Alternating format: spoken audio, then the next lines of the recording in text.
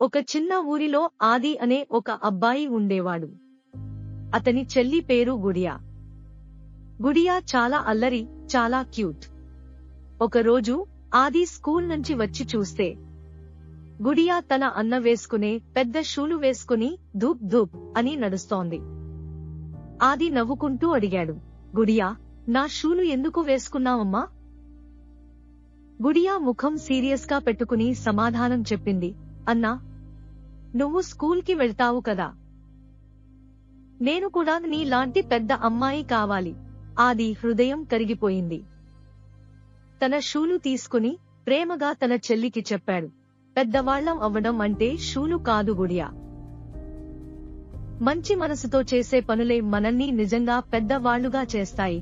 గుడియా పూర్తిగా అర్థం చేసుకోలేకపోయినా అన్నను చూసి నవ్వింది.